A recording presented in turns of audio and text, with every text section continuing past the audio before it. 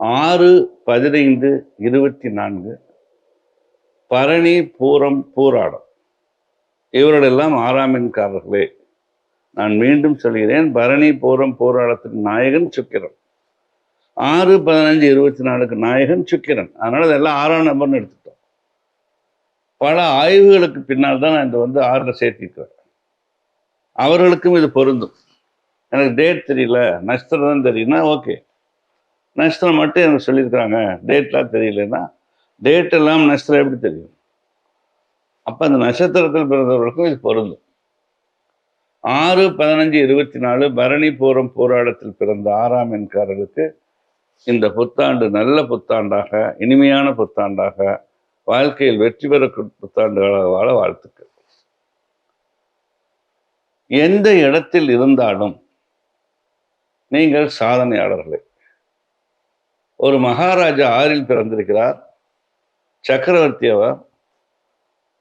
அங்கே யானையில் ஊர்வலம் வருகிறார், பட்டத்து யானையில் ஊர்வலம் வருகிறார்.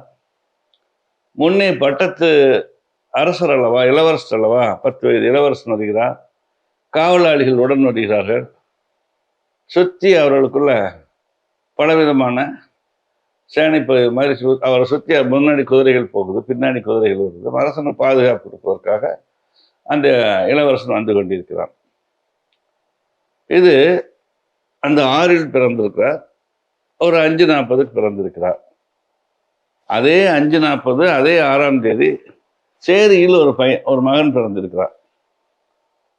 அப்ப இந்த சேரியில் பிறந்த மகன் அரசன் பவனி வருகிறார். ஆனா அவரு நேரம், அவருடைய நம்பர், அவருடைய ராசி. ஆனா சேரியில் இருக்கிற எப்படி இந்த யானையில் வரலை. ஆனால் அவர் யானையில் வந்து கொண்டிருக்கிறார். அந்த சேரியை கடக்கும் பொழுது அங்கே ஒரு கல்யாணை இருக்கிறது. அந்த கல்யாணை மேல் அந்த சிறுவன் இருக்கிறான், அவனை சுற்றி ஒரு கூட்டம் இருக்கிறது. புரிந்து கொள்ளுங்க. அங்கே மகாராஜாவுடைய கர்மா அந்த இடத்துல வச்சிருக்கு. சம்பவம் ஒன்னாதான் நடக்குது. கல்யாணை மேல் இந்த பையன் அமர்ந்திருக்கிறார், அவரை சுற்றி ஒரு கூட்டம் இருக்கிறது. அங்கே இளவரசர் அமர்ந்திருக்கிறார், அவரை சுற்றி ஒரு கூட்டம் இருக்கிறது. இப்படி சாஸ்திரங்களை நன்றாக பகுத்து வைத்திருக்கிறார்கள். இப்படி 6ஆம் எண்ணில் பிறந்த அரசியல் துறையில் இருப்பவர்களுக்கு எப்பொழுதுமே நன்மைதான். சறுக்கல் வரும், எதிரிகளால் சறுக்கல் வரும். இன்னொன்று விஷயம், தன்னைத்தானே அழித்துக் கொள்வது அரசியல்ல. வாய் கொழுப்பில் அவங்க வாழ்க்கையை இழந்துடுறது, தகாத செயல்கள் செய்து இழந்துடுறது, மமதையில் அரசியல் துறை விட்டு ஓடிடுறது. இப்படியெல்லாம் ஒரு ரகம் இருந்தாலும் கூட இந்த 6ஆம் எண்காரருக்கு சூழ்ச்சியினால் வீழ்ச்சி அடைஞ்சிருவாங்க. அந்த வீழ்ச்சியிலிருந்து மீண்டும் வீறு கொண்டு எழுவார்கள். அப்பேற்பட்ட நம்பர் தான் 6/15/24. 6ஆம் எண்ணானது எல்லா வகைகளிலும் அதிர்ஷ்டம் நிறைந்தது. அரசியல் துறைகள் தலைமை பதவி உருவாக்கக்கூடியவர்கள், தலைமையை கணிக்கக்கூடியவர்கள், அந்த மாதிரி ஒரு லிங்க் உண்டு 6ஆம் நம்பருக்கு. தலைமை பதவி எப்பவுமே கிங்டமா இருக்குன்னு விரும்புவாங்க, அதே சமயத்துல கிங் மேக்கரா இருப்பாங்க. இந்த 15ஆம் நம்பர் வரும் அப்படித்தான். இப்ப 15, 6, 24 இந்த 3மே இப்படித்தான் இருக்குது. இப்போ அரசியல் வெற்றின்னு சொல்லிட்டோம். இந்த வருடம் அவர்கள் எம்பிக்களை கூட ஆவார்கள், மகத்தான ஒரு வெற்றியை அடைவார்கள். இந்த 6/15/24 பிறந்த அரசு துறையில் இருப்பவர்கள் நல்ல ஜாப் இவர்களுக்கு இருக்கும், நிறைய சம்பாதிப்பார்கள், எல்லா விதத்திலும் இவர்கள் நன்மை அடைவார்கள், நிறைய லஞ்சம் வாங்குவார்கள். சொகுசான வாழ்க்கை தான் இவருக்கு தேவை. நிறைய செஞ்சு கொடுப்பாங்க மக்களுக்கு, ஆனா நிறைய வாங்குவார்கள். எல்லா விதத்திலும் இவர்கள் தன்னை உயர்த்தி கொள்வார்கள், மக்களையும் உயர்த்துவார்கள். நிறைய தான தர்மம் செய்வார்கள், ஆலய திருப்பணிகள் செய்வார்கள். ஆலய திருப்பணிகள் மூலம் தன் பாவங்களை கழுவலாம் என்று நினைத்துக் கொள்வார்கள். ஆனால் பாவம் என்பது நாம் உழைக்காத காசானது எந்த விடத்திலும் பல தலைமுறைகளை அழித்துவிடும் என்பதை ஞாபகம் வைத்துக்கிறது. பெண்கள் எப்பயுமே ஆடம்பரமாக இருப்பார்கள், பகட்டாக இருப்பார்கள், வசீகரமாக இருப்பார்கள். அவர்கள் தொழில் மென்மேலும் அவர்கள் வளர்ந்து கொண்டே இருப்பார்கள். அசைக்க முடியாத ஒரு இடத்தை பிடித்து விடுவார்கள். ஒரு வங்கியில் பணியாளராக ஒரு கிளர்க்காக போய் சேர்றாங்க, ரொம்ப சீக்கிரம் ரீஜனல் மேனேஜர் ஆகிடுவாங்க. அவங்களுடைய அறிவு, அவருடைய உழைப்பு, அவருடைய திறமை, அவங்க ரீஜனல் மேனேஜர் ஆகிடுவாங்க. இப்படி தொடர்ந்து ஆண் பெண் இருபாலருக்குமே அரசு துறையில் வெற்றி. அதே மாதிரி இந்த 8வது வருஷம் ரொம்ப கவனமாக இருங்கள். உங்களை சுற்றி ஒரு சதி வலை பின்னப்படுகிறது. லஞ்சம் போன்ற விஷயங்களில் நீங்கள் சிக்கக்கூடிய ஒரு காலமாக இருப்பதால் இந்த வருடம் முழுவதும் அரசு துறையில் இருப்பவர்கள் எச்சரிக்கையாகவும் கவனமாகவும் நேர்மையாகவும் இருந்தால் மகத்தான வெற்றி அடைவீர்கள். கஞ்சனூர் சென்று அங்கே இருக்கும் வெள்ளீஸ்வரரை வழிபாடு செய்வது மட்டுமல்லாமல் ஸ்ரீரங்கம் சென்று கருட பகவானையும் சுதர்சன சக்கரமூர்த்தியும் அங்கே பள்ளி கொண்டிருக்கும் பெருமாளையும் தாயார் பூதேவி, ஸ்ரீதேவி இவர்களையும் வழிபட்டு, நாச்சியாரையும் வழிபட்டு வந்தால் உங்களுக்கு இந்த வருடம் இனிமையான வருடமாக இருக்கும். ஜனவரிக்குள்ளே போங்க. இந்த கோயில்கள்லாம் ஜனவரி 1 to 30 அன்னைக்கே போகணுங்கிறது இல்லை.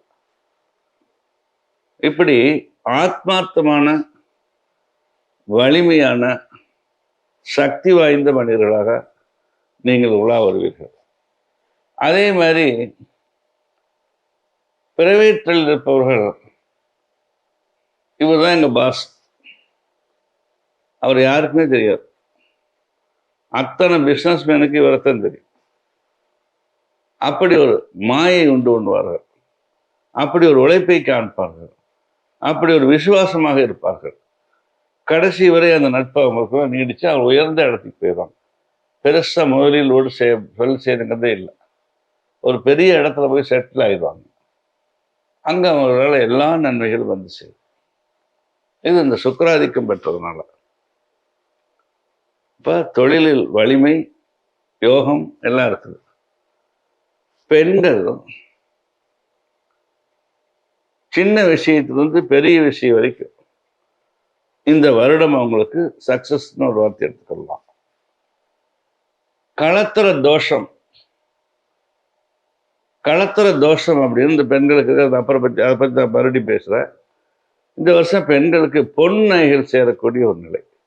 2 வருஷம் எனக்கு ரொம்ப கஷ்டம், 10 பவுன் கொண்டு நான் வச்சுட்டேன், இந்த வருஷம் திருப்ப முடியுமா? திருப்பிடுவீங்க, மறுபடியும் நகை வாங்குவீங்க. அப்படிப்பட்ட ஒரு சூழல் இந்த 6ஆம் எண் பிறந்த பெண்களுக்கு இந்த வருடம் சிறப்பாகவே இருக்கிறது. மாணவ செல்வங்களுக்கு ஒரு எச்சரிக்கை. 10, 12, 10th, +2 படிக்கும் மாணவ செல்வங்கள் எச்சரிக்கையாக இல்லை என்றால், நீங்கள் உதாரணத்திற்கு 500 மார்க் எடுக்கக்கூடிய நிலை, 500க்கு நம்ம 450 மார்க் எடுத்துருவோம், 490 எடுத்து நினைத்து கொண்டிருந்தால் 350க்கே தாளம் போடும். அவ்வளவு டஃப்பான பீரியடாக மாதிரி எக்ஸாம் ஹால். சுக்கிராதிக்கம். ஏன்னா அறிவு நிறையா இருக்குது, எதிர்கால ஃபோக்கஸ் நல்லா இருக்குது, சீக்கிரம் சம்பாதிக்கணும் மட்டும்தான் இருக்க முடியும். அதுக்கு அறிவை பயன்படுத்தணும், கல்வியில் டெவலப் ஆகணும், அதுக்கப்புறம் நம்ம ஒரு உயர்ந்த சாதனை செய்யணும் அப்படிங்கிறத மறந்துடுவீங்க. அதனால் நுனிப்புள் மேய்ஞ்சிட்டு இருப்பீங்க. இரவு பூரா படிப்பீங்க, மெமரி ஆகிடும், காலையில் இருந்துச்சா மறந்து போயிடும். ஆதலால் சுக்கிராதிக்கம் பெற்றவர்கள் வெள்ளிக்கிழமை தோறும் மகாலட்சுமி தாயாரை வழிபாடு செய்துட்டு ஆஞ்சநேயர் கொஞ்சம் வெண்ணெய் சாற்றி இந்த ஜனவரியிலிருந்து எக்ஸாம் வரைக்கும் வாரம் செய்து வந்தால் மகத்தான வெற்றி அடைவு. ஏன்னா மாணவ செல்வங்களுக்கு ஒரு அசால்ட்டாக இருக்கு. நீங்கள் வாட்டுக்கு போவீங்க, நீங்கள் வாட்டுக்கு செயல்படுவீங்க, பரிசைகள் அந்த கவனமே இருக்காது. பேரண்ட்ஸ் அப்படியே மனசில், நாங்களாம் பரிசு எழுதுறப்ப எங்கள் வீட்டில் யாருக்குமே தெரியாது, நாங்கள் வாட்டு போக எழுதுவோம், 2nd ரேங்க் வாங்குகிறோம், 1st ரேங்க் வாங்குகிறோம், அதுக்கு கம்மியாக வாங்கினதே இல்லை. யாரும் கவனிக்க மாட்டாங்க. காலையில் ஒரு வருஷம், சாயங்காலம் ஒரு வருஷம், 3 நாள் எக்ஸாம் முடிச்சு. இப்படிப்பட்ட ஒரு காலம் இருந்த ஒரு காலத்தில் அரசு பள்ளிகளில் தான் படித்தோம். ஆனால் இன்றைய குழந்தைகளுக்கு எல்லா வசதிகளையும் கொடுத்து அவர்கள் படிக்கவில்லை என்றால் காரணம் செல்போன் மோகம்.